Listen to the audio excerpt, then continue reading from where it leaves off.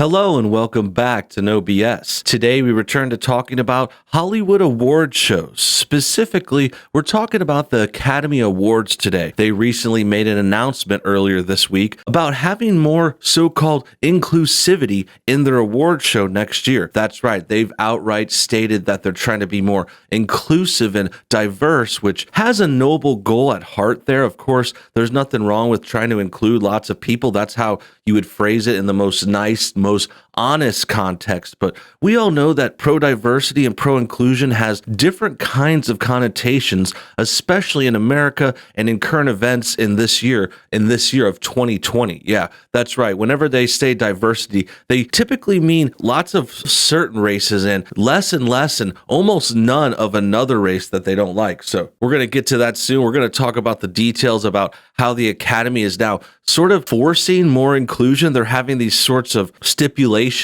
being added to their award show, and they're going to have these sorts of requirements for each award. Particularly, the Best Picture award will have to have certain qualifications to get nominated, which seems really strange to me already. I mean, this is supposed to be about the best film of the year, the best of the best people making it, the best people liking it and watching it, and it making an impact on culture. That's really what the Best Picture award was supposed to be about for many decades. But now it's 93 years in. We're actually on the 96 Oscars, and they're just totally changing things up. They're switching it around, and it's not based on that anymore. They're totally revamping the award, which is rather disturbing since it is a nearly 100-year tradition, and it's getting corrupted in this way. But it's expected to, since no one really watches the Oscars anymore. It's nowhere near as prestigious as it used to be. So this is probably part of the reason it's getting lame. So we're going to talk about more of this soon. We're going to get to the details and the specifics, but first, let's take a quick moment to check out our sponsor. In this day and age, you can't be healthy or safe enough, and that's why I'm offering you this awesome product from Smart Sanitizer Pro. This is a medical grade UV sanitizer light that can automatically clean your smartphone in a full sanitizing process in around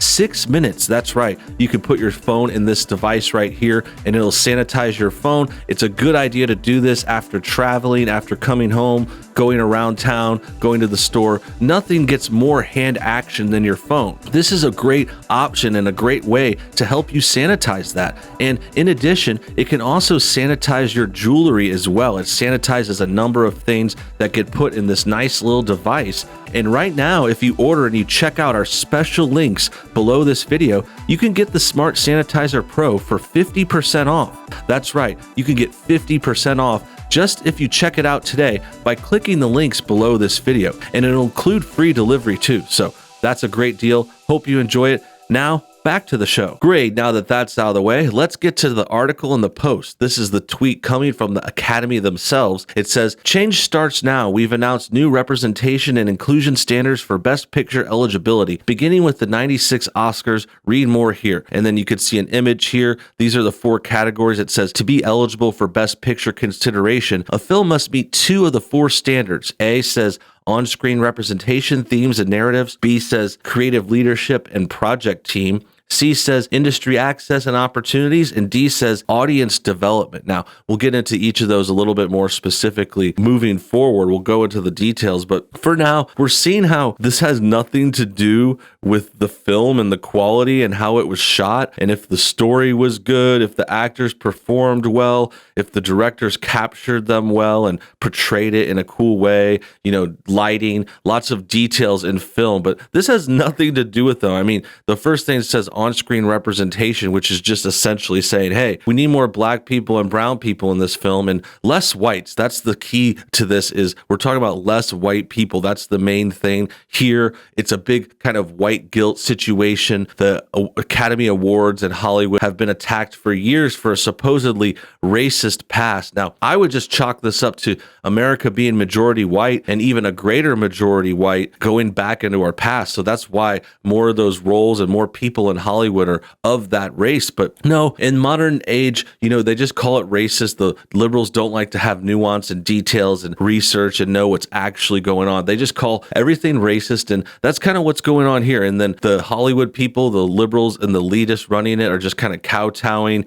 They're accepting their white guilt and just kind of letting their award show get thrown to the garbage. I mean, this is not the way you pick a best picture. This is not befitting of a proper award show, especially this long running one. But let's be real. Like I said before, I mean, this is an award show. It's stupid to begin with. Award shows are just silly. They're not really necessary. They're not really totally unbiased to begin with. This thing was already political before. But what's really concerning here is like they're open about the politics now. Like before, it might have been more political, and something, for example, might happen where a certain director was due an Oscar, so he gets an Oscar later in his career. And a lot of people said that happened with Scorsese and his movie when he got an Oscar for The Departed. And that was a great movie, but he had been passed up on other movies before, so they kind of gave him a political one in that situation. Other cases have happened like that, where like a certain film might not get nominated because it was too political in like the wrong way or something. Things like that have happened. But to have it in this way, in this straightforward manner, giving you all the details up front, just showing you that we're going to have these movies nominated because they have less white people, I mean, that is a real sick burn. Next, we have an article from the LA Times that says, starting in 2024,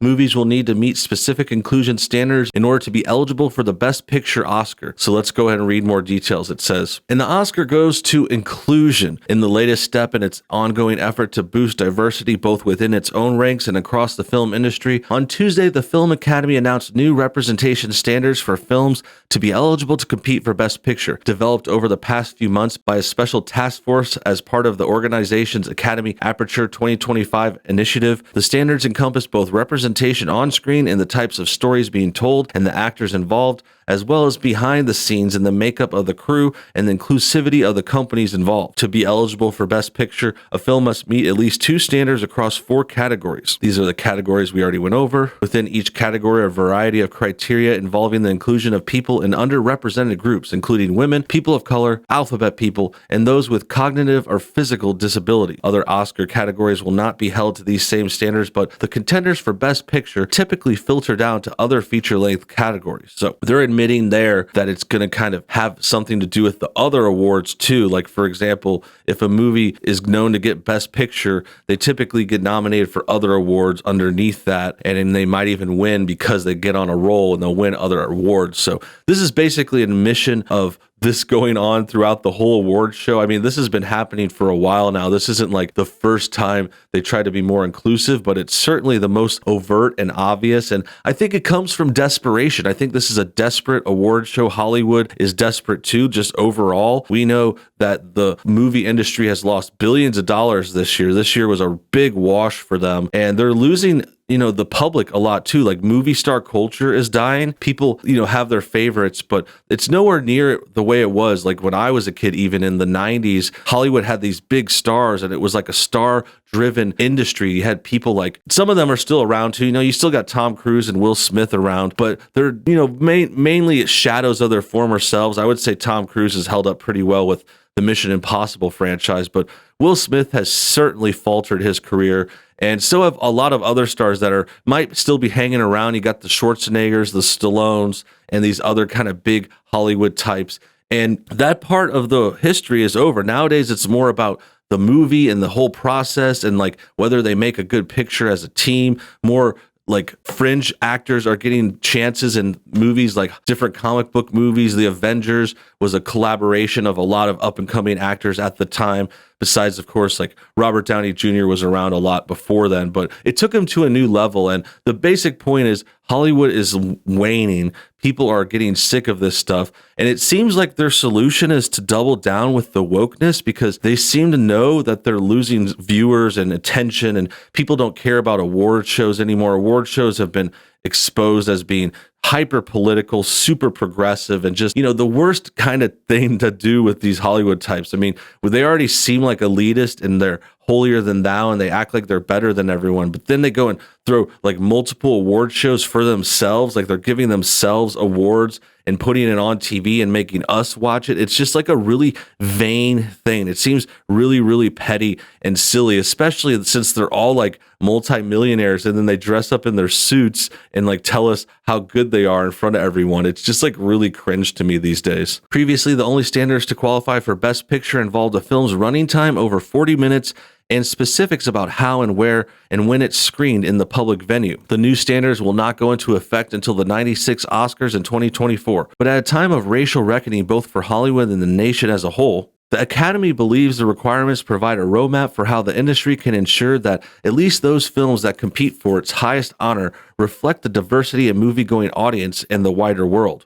The aperture must widen to reflect our diverse global population in both the creation of motion pictures and the audiences who connect with them, Academy President David Rubin and Chief Executive Don Hudson said in a joint statement. The Academy is committed to playing a vital role in helping make this a reality. We believe these inclusion standards will be a catalyst for long-lasting, essential change in our industry. Well, I don't doubt things are going to change. I don't doubt Hollywood is struggling to try and remain relevant. That seems to be the theme for this week, this month, this year. It's been going on, and nothing really exposed that more than 2020. There's been a lot of changes, a lot of political strife, a lot of things closing down because of pandemics and stuff. And I think that's affected things. It's made Hollywood rethink. It's made them kind of a little defensive, a little like, okay, we need to switch things up. And I wouldn't be surprised if this was inspired by all this, specifically, of course, the BLM craze and the whole like woke activist stuff that's going on